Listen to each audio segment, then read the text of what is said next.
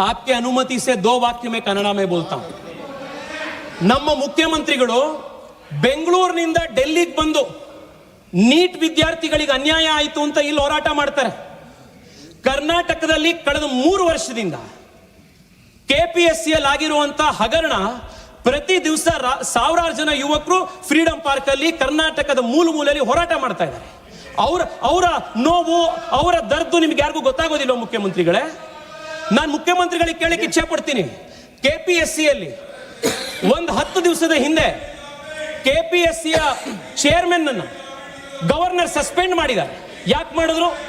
ಅವರ ಮಕ್ಕಳನ್ನ, 2 ಹೆಣ್ಣು ಮಕ್ಕಳು, ಅವರಿಗೆ ಯಾರು ಕೆಪಿಎಸ್ಸಿ ಚೇರ್ಮನ್ ಅವರಿಗೆ ಫೇಕ್ ಸರ್ಟಿಫಿಕೇಟ್ ಮಾಡಿ ಕೆಪಿಎಸ್ಸಿ ಚೇರ್ಮನ್ ಅವರಿಗೆ ಕೆಲಸ ಕೊಡಿಸಿದ್ದಾರೆ. ಮೊನ್ನೆ ವೆಟರ್ನರಿ ಕಾಲೇಜ್ನಲ್ಲಿ ವೆಟರ್ನರಿ ಆಫೀಸರ್ಸ್ಗಳದ್ದು ಎಕ್ಸಾಮ್ ನಲ್ಲಿ 80 ಲಕ್ಷ ರೂಪಾಯಿ ಪರ್ ಸೀಟಿಗೆ ಹರಾಜ್ ಹಾಕಿ ಕೆಪಿಎಸ್ಸಿ ಇವತ್ತು ಸೀಟ್ ಕೊಟ್ಟಿದೆ. ಅಧ್ಯಕ್ಷರೇ, ಒಂದೇ ಒಂದು ನಿಮಿಷ. ನಮ್ಮ ತಂದೆ ಬೆಂಗಳೂರಿಗೆ ಚಿಕ್ಕಮಗಳೂರಿನಿಂದ ಬಂದಾಗ ತಲೆಯಲ್ಲಿ ಕೈಯಲ್ಲಿ ಕನಸು ಬಿಟ್ರೆ ಅವ್ರ ಕೈಯಲ್ಲಿ ಏನೂ ಇರಲಿಲ್ಲ. ಕೆಪಿಎಸ್ಸಿ ಪರೀಕ್ಷೆ ಬರೆದು ಇವತ್ತು ಅವರು ಸರ್ಕಾರದಲ್ಲಿ ಅಧಿಕಾರಿ ಆದ್ರು. ಇವತ್ತು ಅವ್ರ ಮಗ ನಾನು ಇವತ್ತು MP ಆಗಿ ಇಲ್ಲಿ ಬಂದಿದ್ದೀನಿ.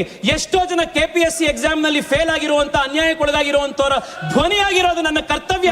ನಾನು ಅದನ್ನ ಇವತ್ತು ಮಾತಾಡ್ತಾ ಇದ್ದೀನಿ. ಮುಖ್ಯಮಂತ್ರಿಗಳಿಗೆ ನಾನು ಕೇಳ್ತೀನಿ, ನ್ಯಾಯ ಅನ್ನೋದು 2 ವೇ ಸ್ಟ್ರೀಟ್. ಮುಖ್ಯಮಂತ್ರಿಗಳೇ, ಡೆಲ್ಲಿಲಿ ಬಂದು ನೀಟ್ ಪರೀಕ್ಷೆಯಲ್ಲಿ ನ್ಯಾಯ ನೀವು ಕೇಳ್ತೀರಿ ಅಂತಂದ್ರೆ ನಮ್ಮ ಕೆಪಿಎಸ್ಸಿ ಇರುವಂತ ಪರೀಕ್ಷೆ ಇರುವಂತ ಮಕ್ಕಳಿಗೂ ಕೊಡ್ಬೇಕು.